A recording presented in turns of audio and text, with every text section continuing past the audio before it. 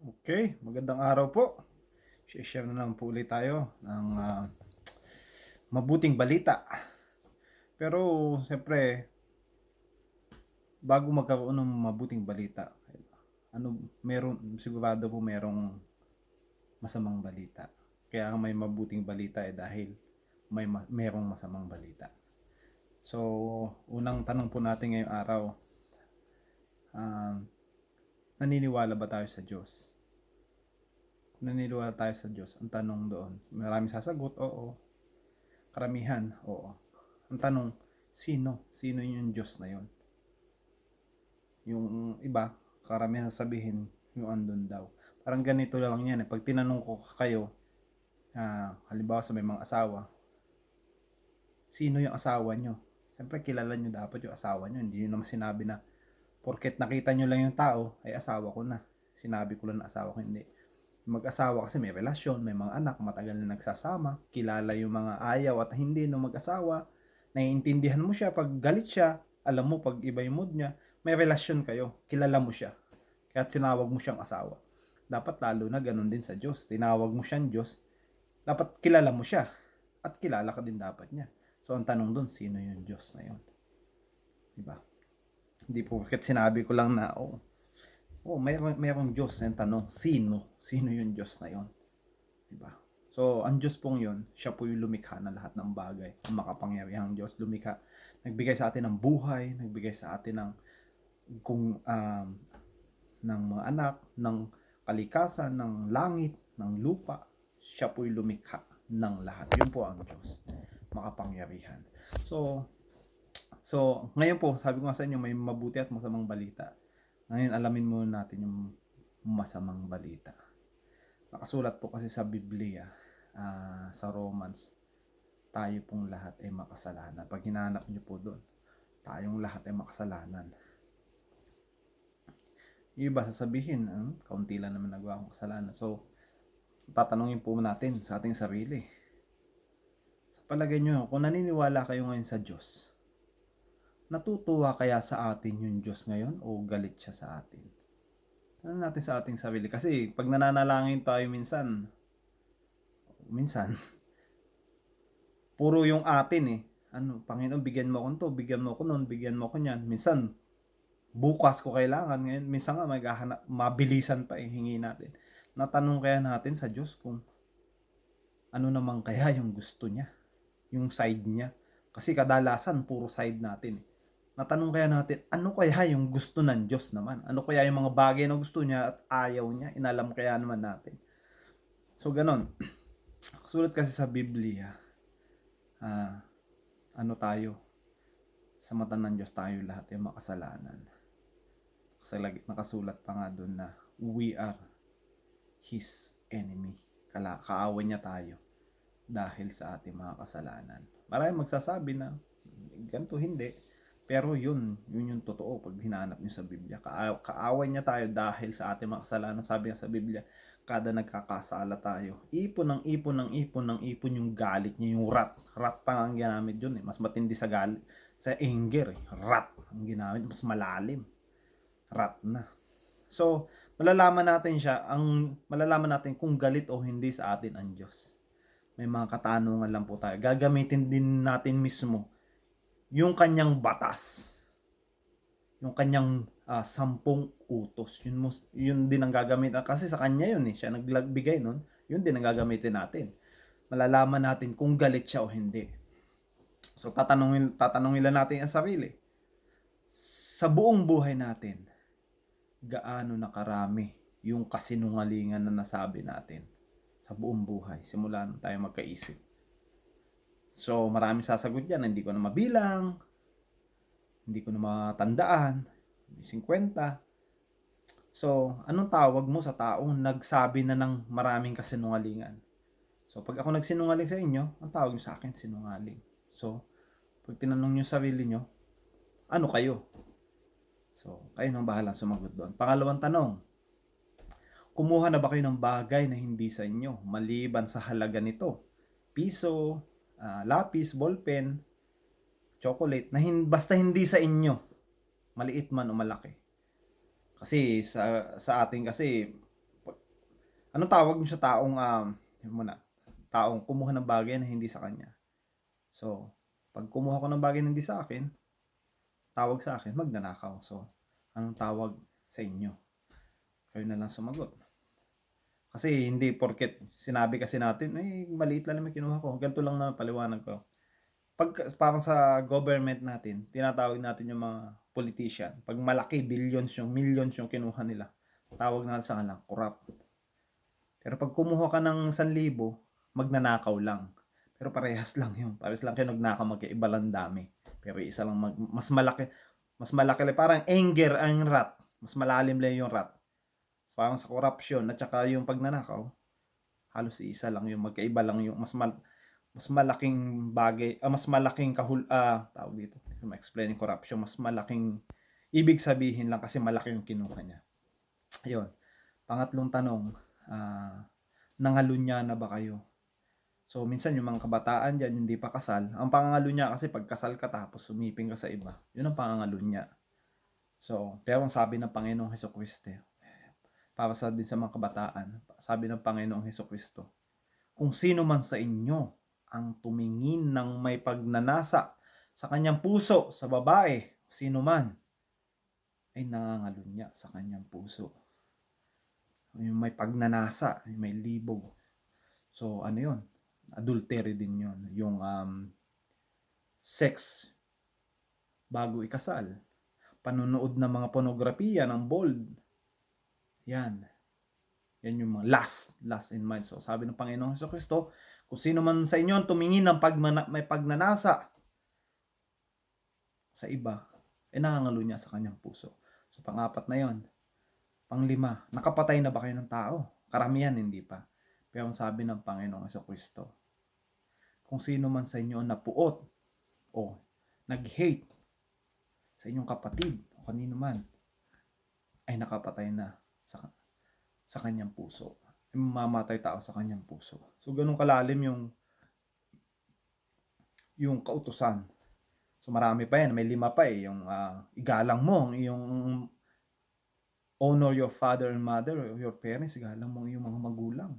Diba? Wala namang sinabi doon na kung masamang yung magulang, dapat hindi mo na igalang. Kailangan mo igalang mo pa rin kasi magulang mo sila. So, pang-anim mo na. Pero may 4 pa. So, yun lang gamitin natin muna. So, kung base dun sa 5 yun, kung tatanungin nyo yung sarili, nagawa ko na ba yung mga bagay na yun? Pero sabi kasi sa Biblia, malabag mo lang yung isa. Nalabag mo ng lahat. So, wala ka rin tatakbo, wala ka rin lusot. Kasi ganun gagawin ng tao, papalusutin nyo, pipilitin papalusot yung sarili. Pero, lahat tayo, we have fallen short to the glory of God. Lahat tayo sabi nga, we are His enemy. Kaaway niya talaga tayo. So ngayon, ang tanong ngayon, hindi tanongin yung sarili nyo, hindi ko kayo hinuhusgahan, pero kung sagot nyo ay oo doon sa mga tanong na yun, isa kayong magnanakaw, sinungaling, blasphemous, adulterer at heart, at murderer at heart. So kung huhukuman kayo ng Diyos ngayon, kasi hindi naman natin alam kailan tayo mamatay, pwedeng mamaya ako, pagtulog ko hindi na ako magising, heart attack, kung ano marami, cancer, aksidente, may nanaksak, may bumaril, sakit, di natin alam. Kaya kung sabi nga, today is the day of salvation. So, now is the day of salvation. So, kung hukuman kayo ng Diyos ngayon, ano sa palagay niyo, inosente ba kayo o guilty? Sa aking pananaw, kung sa akin babalik yun, tanong guilty ako. Heaven or hell ako. Hell talaga kasi nga sabi, enemy tayo ng Diyos dahil sa ating mga kasalanan. So ngayon, anong ginawa ng Diyos para sa atin? Para hindi tayo mapunta sa impyerno. Kasi doon talaga tayo, impyerno talaga ang punta natin eh. Maraming magsasabi, mabuti akong tao, pero pag tinanong mo sa sarili, may 10 utos na yun, tinanong, nagnakaw na ba o nagsinungaling na ba? Lahat doon talaga tayo, impyerno talaga, we are bound to hell. Kasi kalaban tayo. Pero may ginawa ang Diyos para sa ating lahat. Yun yung tanong dyan eh. May masasagot ng marami na namatay ang Panginoong Hesukristo. Pero nung high school ako, naririnig ko na yun, pero hindi ko binibigyan ng halaga. nag-serve ako sa simbahan for tagal. Maging sakristan, doon na natutulog, doon na kumakain. Kayo yung unang magigising sa simbahan kasi maghahanda pa kayo. May sakristan pero hindi ko narinig yun. Hindi ko nabigyan ng halaga. Bakit? So ganito yan, papaliwanag ko sa inyo. Tayong lahat na nalabag natin yung 10 utos. Na-break natin yun. Sabi nga, kung na-break mo isa, na-break mo ng lahat. Nalabag mo ng lahat. So, nalabag natin yun. Pero, sabi ng Diyos, sa John 3:16, for God so loved the world. Ganun lamang ang pagmamahal ng Diyos sa sanlibutan. Yun ang tunay na pagmamahal. Diba? Talagang kahit sa kabila ng, kaya sinabi ni Jesus, love your enemies kasi yun yung ginawa, yan yung siya yung unang gumawa na for God so loved the world. Ganun lang ang pagmamahal ng Diyos sa sanlibutan na ibinigay niya ang kanyang bugtong na anak upang ang sinumang sa kanya'y sumampalataya ay huwag mapahamak kundi magkaroon ng buhay na walang hanggan. Yun po yung kahalagahan ng pagkamatay ni Jesucristo sa krus. Biniyaran niya ating mga kasalanan. Wala na pong ibang magbabayad. Hindi po yung ating mga gawa sa Ephesians 2:10.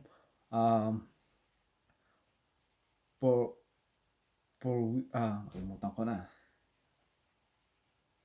For by grace ye are saved. For by grace are we saved through faith and not of ourselves.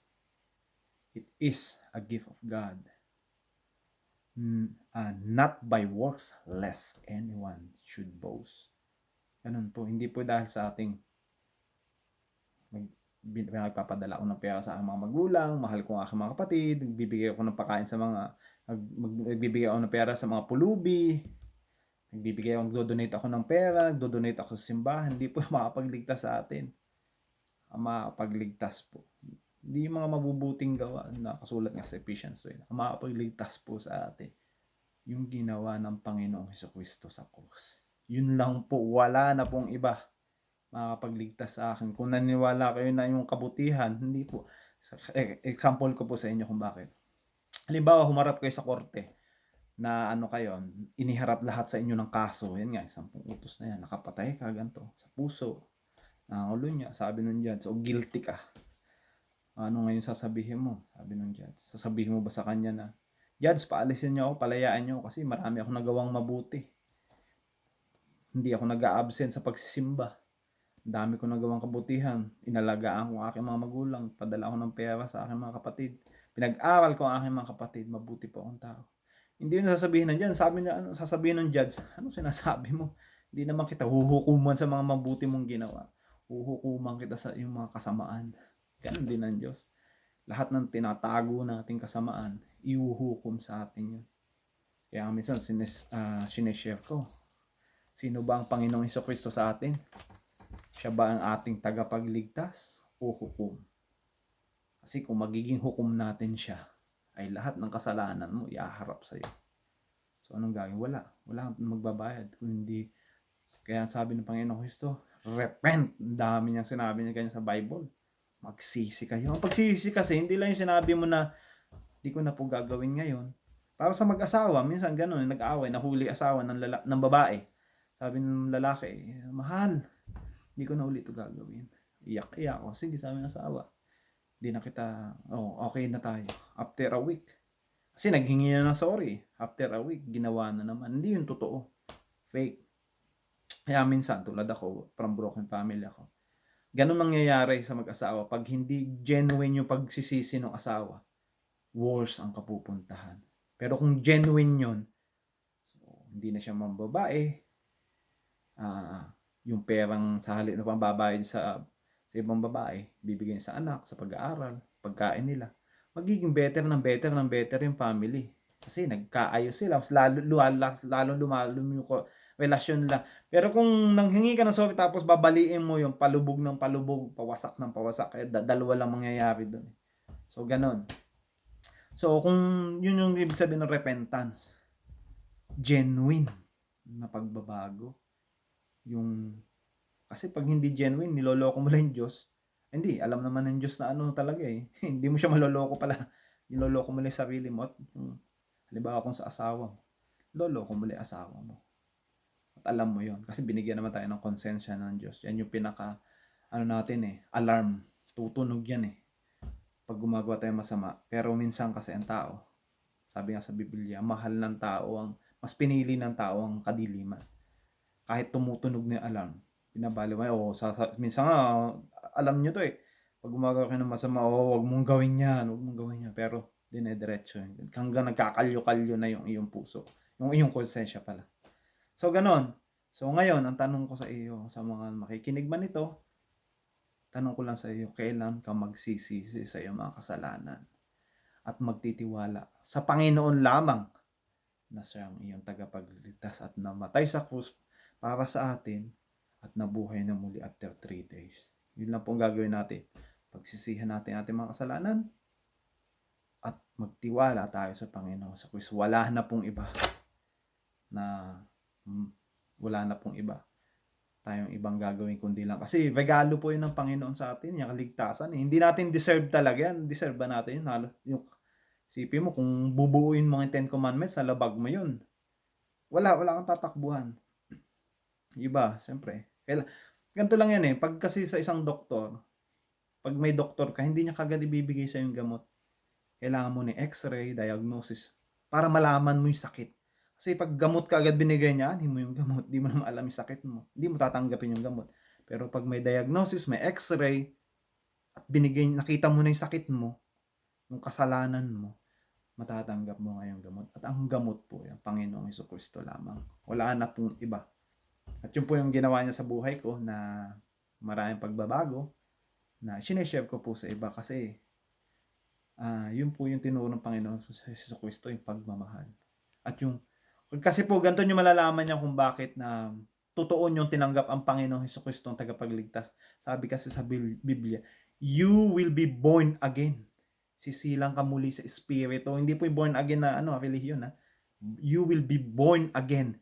You will be a new creator. Magiging bago kang nilalang. Yun yung makikita mong palatandaan na tinanggap mo ang Panginoong Jesucristo. Yan, alak, wala na. Sigarilyo, straight away, wala po yan. Pornografiya, yan. Nakakagawa ka pa rin ng kasalanan, pero yan, naglalaban na yan Nag-go-grow ka na nag-go-grow. Nakikita mo na, dapat hindi ko na ito ginagawa. Hindi tulad dati na, okay lang yan, normal lang yan. Normal yan sa mga lalaki, hindi. Naglalaban na yan ngayon. Kasi alam mo na dapat hindi ko na ito ginagawa. Kaya Panginoon, tulungan mo ako na itong bagay na ito, hindi ko na iniisip, hindi ko na gawin, tulungan mo ako maalis to. Dadasal ka na, pray ka. Yun yung mga senyales na naiintindihan mo ng mga bagay, yung mga mali at tama. Hindi tulad dati, go with the flow. Go with the flow ka lang. Ginagawa niya, gagawin ko din. Hindi. Against ka na. Kasi naiintindihan mo na to. Kasi lalo na yan, pag tinanggap mo ang Panginoong Jesucristo na iyong tagapagligtas na totoo, mauuhaw ka na kayo dun sa kanyang mga salita. At ang kanyang mga salita ay nasa Biblia lahat. Ang ating pagdadasal ay yun yung mensahe natin. At ang Bible, yun yung mensahe pabalik sa atin. Makikita natin dun, ano ba yung mga gusto ng Diyos? Ano ba yung mga ayaw niya? Kasi kung sasabihin natin, Diyos, ang Panginoong Jesucristo, Panginoon, kung mahal ko ang Panginoong Jesucristo, sabi kasi ng Panginoon kung mahal mo ako, sundin mo aking mga commandments. Pag sinasabi mo lang na mahal ko ang Diyos, dapat pangatawanan mo yun. Hindi hanggang salita lang. Di ba? Sinabi mo lang, pero mamaya, sabi, pare, inom. Dali tayo doon. Wala yun. Fake.